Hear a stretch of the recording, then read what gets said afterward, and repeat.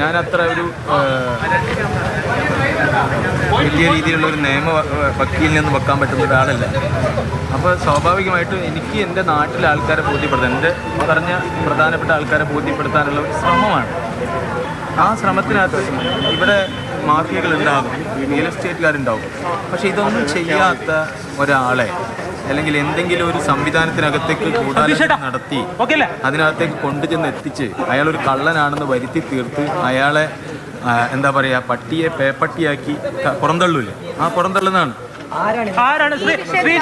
ശ്രീജിത്തുമായിട്ട് എന്തെങ്കിലും ബന്ധം പ്രമോദിനുണ്ടോ? എന്തെങ്കിലും നേരത്തെ അറിയുമോ ശ്രീജിത്തിനെ? ഞാൻ നേരത്തെ പറഞ്ഞു, അതായത് എൻ്റെ അളിയൻ്റെ സുഹൃത്തായിട്ടാണ് ഇയാൾ എൻ്റെ അടുത്ത് വരുന്നത്. അയാൾ എൻ്റെ നല്ല സുഹൃത്താണ്.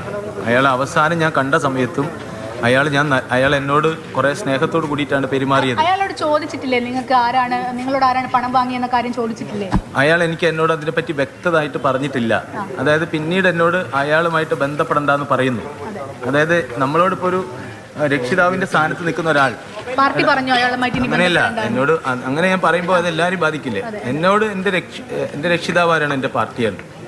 എന്നോട് അങ്ങോട്ട് പോകരുതെന്ന് പറഞ്ഞാൽ ഞാൻ പോവില്ല എന്ന് പറഞ്ഞാൽ പോവില്ല. അങ്ങനെ പറയുന്ന സമയത്ത് ഈ ആളുമായിട്ട് ബന്ധപ്പെടുത്തിക്കൊണ്ട് ഇങ്ങനെയൊക്കെ ഒരു കാര്യമുണ്ട് എന്ന് പറയുന്നത് എവിടെ നിന്നാ? ഞാനൊരാളെ ഭീഷണിപ്പെടുത്തി, അതായത് 2000 അവിടെ നിന്ന് ഇങ്ങോട്ട് ഒരു 2-3 കൊല്ലം അല്ലെങ്കിൽ എൻ്റെ അപ്പുറത്തേക്ക് എനിക്ക് ഓർമ്മയില്ല, ഞാൻ ഏതെങ്കിലും ഒരാളെ ഭീഷണിപ്പെടുത്തി സംസാരിക്കുന്ന ഒരാളല്ല. ഒരാളെ ഭയപ്പെടുത്തുന്ന വർത്തമാനം എൻ്റെ ഭാഗത്ത് ഉണ്ടാവില്ല. ഭീഷണിപ്പെടുത്തേണ്ട ഒരു കാര്യം എനിക്കില്ല, ഞാൻ അങ്ങനെ സംസാരിക്കുന്ന ആളല്ല. അപ്പോൾ ഞാൻ ഭീഷണിപ്പെടുത്തി എന്ന് പറയുമ്പോൾ നിങ്ങൾ അയാളെ വിളിക്കണ്ട എന്ന് പറയുമ്പോൾ ഞാൻ അയാളെ വിളിക്കില്ല. എനിക്ക് ഭയപ്പെടേണ്ട കാര്യമില്ല, അന്വേഷിക്കേണ്ട ആവശ്യമില്ല. അന്വേഷിക്കണമല്ലോ. അല്ല, ആ സമയത്ത് ഇപ്പോൾ ഈ ശ്രീജിത്തിൻ്റെ പേര് എൻ്റെ സ്വാഭാവികം അറിഞ്ഞാണല്ലോ പ്രമോദ്. അപ്പം ഈ 2-3 ദിവസമായിട്ട് ഇങ്ങനെ വാർത്തകളൊക്കെ വരുന്നുണ്ട്. ഇന്ന് മാത്രമാണ് പാർട്ടി നടപടി വന്നത്. അപ്പോൾ ഇതിനടക്കം നിങ്ങൾ ഇങ്ങനെ വല്ല പരാതി കൊടുത്തിട്ടുണ്ടോ? ഞാൻ നിങ്ങൾ പൈസ മേടിച്ചിട്ടുണ്ടോ അതായത് ഈ പറയുന്ന പൈസ കൊടുത്തിട്ടുണ്ടോ എന്നുള്ളത് ശ്രീജിത്ത് പറയാനാണല്ലോ ഞാൻ ഇവിടെ വന്നിരിക്കുന്നത്. അതെ, മനസ്സിലായോ? ഇതിനുശേഷം ശ്രീജിത്തായിട്ട് എന്തെങ്കിലും ആശയം ഉണ്ടായിരുന്നു ഈ ഒരു വാർത്ത പുറത്തു വന്നതിന് ശേഷം താങ്കൾക്ക്? ഈ വാർത്ത വന്നതിന് ശേഷം ഇല്ല. എന്തുകൊണ്ടാണ്? നാട്ടിനകത്ത് സാമൂഹ്യ പ്രവർത്തനം, സാംസ്കാരിക പ്രവർത്തനം, ജീവകാരുണ്യ പ്രവർത്തനം നടത്തിപ്പോയാൽ മാത്രമാണ് എൻ്റെ പ്രവർത്തനം. അതാണ് എൻ്റെ ഒരു, ഞാൻ അതിനകത്ത് സന്തോഷിക്കുകയും എന്തുണ്ട് എൻ്റെ സംഘാടന മികവ് കൊണ്ട് ഞാനത് ചെയ്തുകൊണ്ടിരിക്കുന്നതാണ്. അപ്പോൾ വേറെ ശത്രുക്കൾ ഉണ്ടാവേണ്ട കാര്യമില്ല. പ്രമോദ്, ഇപ്പം പാർട്ടി ഔദ്യോഗികമായി പറഞ്ഞിരിക്കുന്നത് പാർട്ടിയുടെ സൽപ്പേരിന് കളങ്കമുണ്ടാക്കുന്നതും പാർട്ടി അച്ചടക്കത്തിന് നിരക്കാത്തതുമായ പ്രവർത്തനങ്ങൾ ഏർപ്പെട്ടു എന്ന് ബോധ്യമായതിനെ തുടർന്നാണ് താങ്കളെ പുറത്താക്കുന്നതെന്നാണ് ഇപ്പം ഔദ്യോഗികമായി വാർത്താക്കുറിപ്പ് ഇറക്കിയിരിക്കുന്നത്.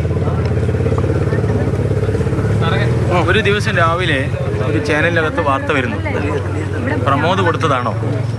പ്രമോദ് സൽപ്പേരിന് കളങ്കപ്പെടുത്തിയിട്ടെങ്കിൽ പാർട്ടി ഏരിയ കമ്മിറ്റി അംഗമായിട്ടുള്ള ആൾ ഇങ്ങനെ ഒരു സംവിധാനത്തിന്, എൻ്റെ പ്രസ്ഥാനത്തിന് മോശപ്പെടുത്താൻ ഒരു കാരണവശാലും ഞാൻ ആഗ്രഹിക്കുന്നില്ല. ഒരു കാരണവശാലും എൻ്റെ ജീവിതത്തിൻ്റെ ഒരു ഭാഗമാണത്. അങ്ങനെ വരുമ്പോൾ ഇങ്ങനെ ഒരു കോഴ വിവാദം ഉണ്ടായാൽ അതിൻ്റെ യാഥാർത്ഥ്യം മനസ്സിലാക്കണ്ടേ? എൻ്റെ യാഥാർത്ഥ്യം മനസ്സിലാക്കണം. ആ യാഥാർത്ഥ്യത്തിന് അടിസ്ഥാനപ്പെടുത്തിയിട്ടാണ് ഈ പറഞ്ഞ കാര്യങ്ങളെല്ലാം പോവുക. യഥാർത്ഥമായ വിഷയം എന്ത് ചെയ്തിട്ടില്ല, യഥാർത്ഥമായ വിഷയം പുറത്തു വരട്ടെ. ശരി. ഈ ചോദ്യങ്ങൾക്ക് ഉത്തരം കിട്ടുന്നവരെ തീരുമാനം എന്താ നോക്കാം. ശരി.